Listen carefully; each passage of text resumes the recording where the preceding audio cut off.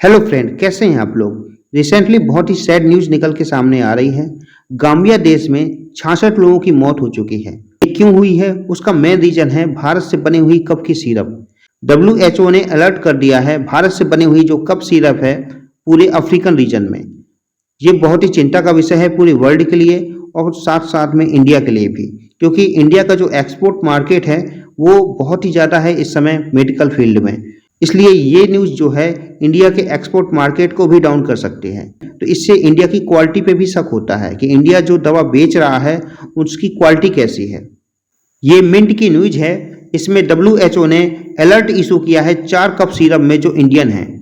ये WHO की tweet है, इसमें साफ लिखा हुआ है कि इसमें 4 मेडिसिन जो थी कफ और कोल्ड के सिरप के लिए ये मैदान फार्मास्यूटिकल कंपनी की बनी हुई थी। इसलिए इसमें इन्वेस्टिगेशन जो है वो चालू कर दी गई है WHO के द्वारा और इंडियन कंपनी भी इसमें इन्वेस्टिगेशन कर रही हैं, क्योंकि ये पूरी नेशनल इशू बन चुका है। ये जो कंपनी थी ये हरियाणा की थी, इसलिए हरियाणा ने जो कफ सिरप बनाने वाली कंपनी है उसके जो सैंपल हैं वो दे दिए हैं इन्वेस्टिगेशन करने के लिए। WHO के जो चीफ हैं डॉक्टर टेड्रोस, उन्होंने साफ कर दिया है कि हम लोग ये जो डेथ हुई हैं इनकी इन्वेस्टिगेशन करेंगे। इसलिए WHO ने साफ कहा है कि ये जो दवा थी सिरप ये किडनी को बहुत ज़्यादा इन्फेक्ट कर रही थी। WHO ने यह भी कहा है कि ये जो सिरप थी ये टॉक्सिक थी और साथ में फैटल थी, जिससे 66 लोगों की इसमें मौत हो चुकी है।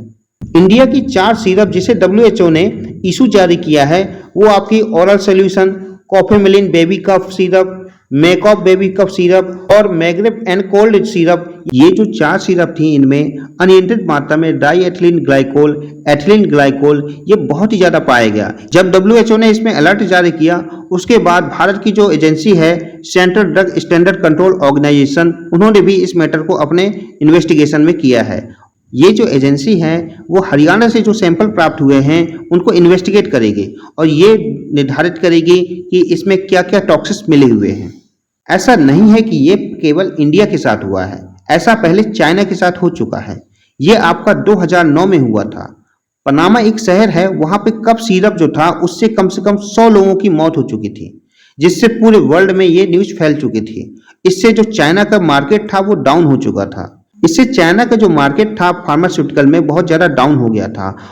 यदि हम 2022 में इंडिया के फार्मास्यूटिकल एक्सपोर्ट की बात करें तो ये 8% जंप कर चुका है। ये पहले क्वार्टर में ही $6 बिलियन जो है प्राप्त कर चुका है। इसलिए पूरे वर्ल्ड में देखा जाए तो हर जगह इंडिया की दवा आपको मिल जाएगी। यदि 10 दवा हैं तो उसमें से आपको एक दवा कंपलसरी इंडियन होगी। इसमें यदि इंडियन की दवा की बात करें सबसे ज़्यादा कहाँ सेल होती हैं वो आपकी नॉर्थ अमेरिका सबसे ज़्यादा सेल होती हैं और दूसरी जगह आपकी अफ्रीका है। और इस समय जो एक्सीडेंट हुआ है वो आपके अफ्रीकन रीजन में हुआ है। ये आप देख सकते हैं अफ्रीका का रीजन है आपका गाम्बिया। यहाँ पे एक गाम्बियन रिवर बहती है और इसकी जो पॉपुलेशन है ये आपकी 24 लाख है। इसकी जो करेंसी है वो गाम्बियन डेलासी है। इसलिए इंडिया में भी मेडिसिन के लिए सब लोग FDA की मांग कर रहे हैं। आप लोग कह रहे होंगे FDA क्या है। FDA एक अमेरिका की एजेंसी है जिसमें जो ड्रग्स है वो उसकी क्वालिटी चेक की जाती है। इसलिए इंडिया में भी ऐसे अथॉरिटी की मांग बढ़ रही है। FDA जो है वो अप्रूव करता है कि उनका जो प्रोडक्ट है, उनकी जो मेडिसिन हैं वो विदाउट टॉक्सिस हैं।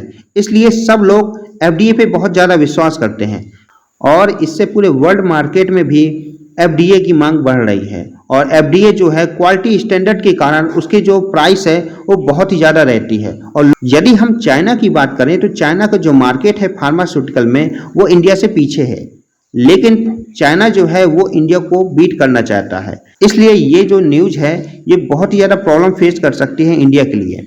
यदि हम इंडिया के एक्सपोर्ट की बात करें तो 2013 और 14 में इंडिया का जो एक्सपोर्ट था वो 90,000 करोड़ था, लेकिन 2021 और 22 के टाइम में ये एक्सपोर्ट जो है 103% बढ़ गया है और ये 1,83,000 के पास पहुंच चुका है।